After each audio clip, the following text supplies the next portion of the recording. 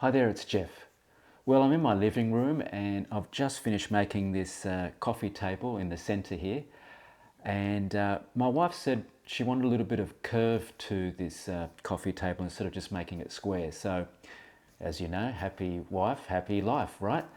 So we added some curves to it on each side, and I used a template to make these curves because I don't have a CNC. Obviously, that would have been so much easier, and you just draw it, and the CNC cuts it out for you. But if you don't have a CNC, and the old school way is to traditionally use, as we do in the cabinet making joinery industry, is we use templates.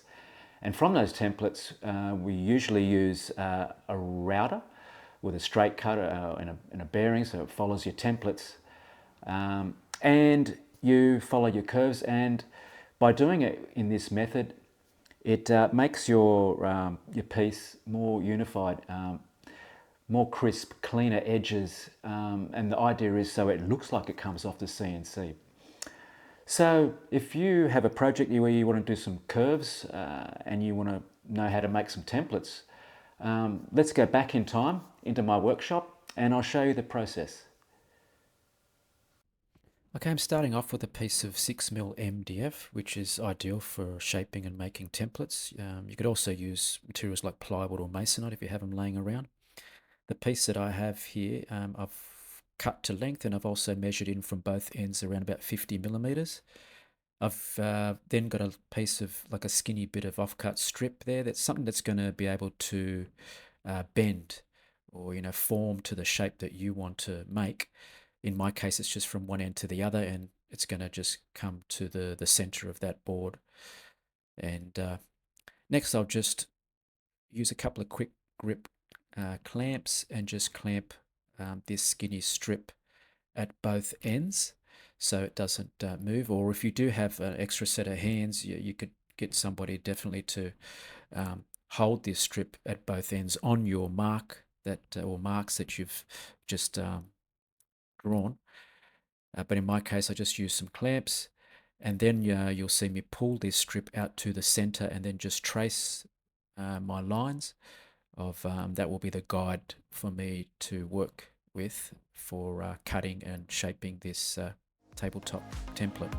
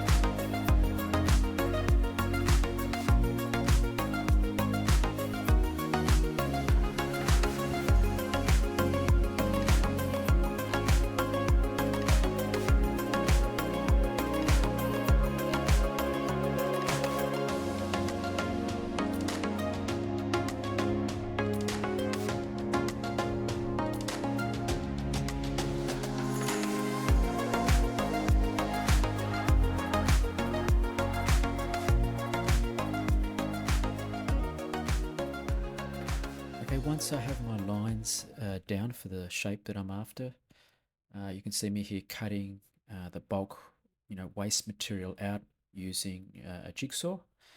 But I'm leaving around about 1 to 2 millimeters of the waste. You should be able to still see your line. Don't try to cut, exactly to your line just yet. Just leave a little bit of a waste to the side of it, and I'll show you in the next process. We're going to fine tune to our line using another process.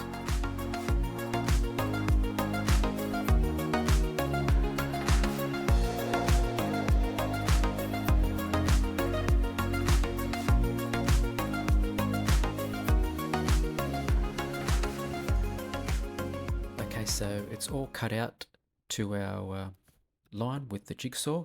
Don't worry about how it looks just right now. Our next process is we will fine tune to our line and form our following pattern for this router bit. So I like to use a small planer, to remove, the bulky bits. It's really easy to do, but you don't want it to be set, too aggressively. Just light passes will do, as you can see me here in the video, just working towards your line. But yeah, just not going too deep, otherwise it can just dig out too much and you might hit your line. But the idea is to just run passes across here. You still want to see your line, leave your line on. Don't go crazy here, just nice light passes. And then as I get closer to my line, I'll finish off using sanding blocks.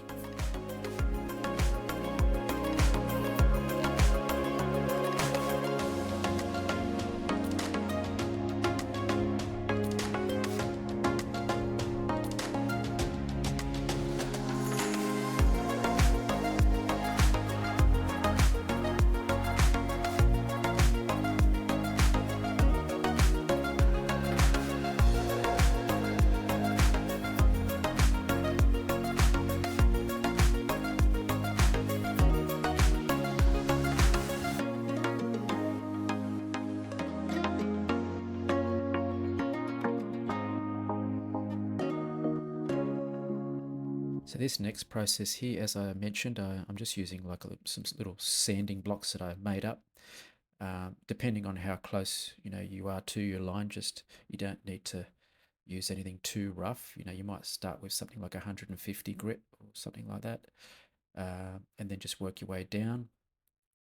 Just fine tuning. This is just basically fine tuning to your pattern line.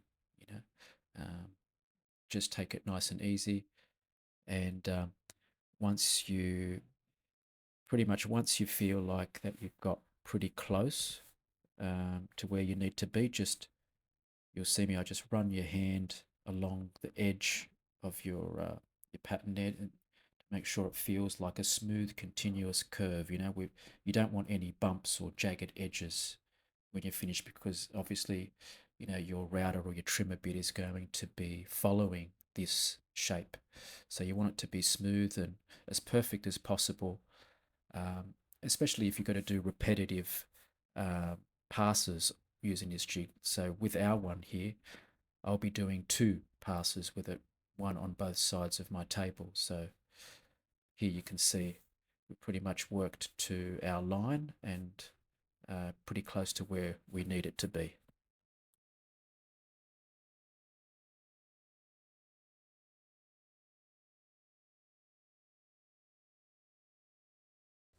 Next, I'm ready to start trimming with a router bit. You'll need like a flush trim bit here with a bearing on it so it can follow your template that we just made.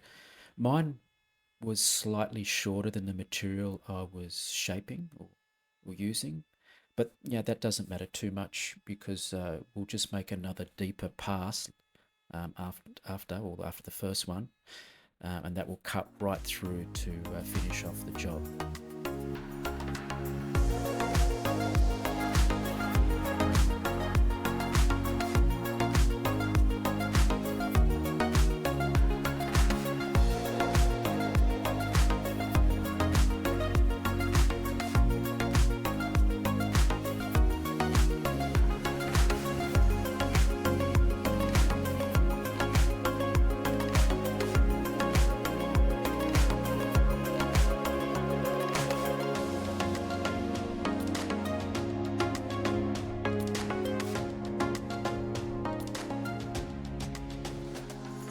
Okay, here is the second pass that I was telling you about that I needed to do because my router bit was a little bit short. And this one's just running over.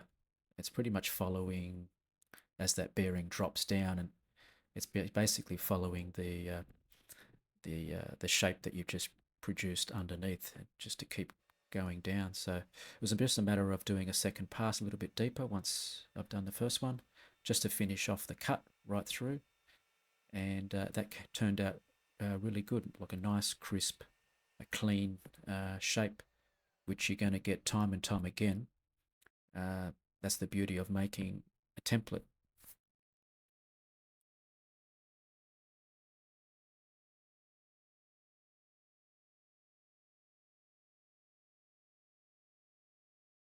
Okay, and here you can see the finished results of this whole process. I've used the template on both sides of my tabletop, and you can see the top painted and finished as a coffee table. And that just about wraps up this video. I hope you enjoyed it or learnt something from this, and if you did, give a thumbs up, like, share with your friends, and don't forget to subscribe so you can keep up to date with my latest videos that come out. And hopefully I will see you in another one. Thanks for watching.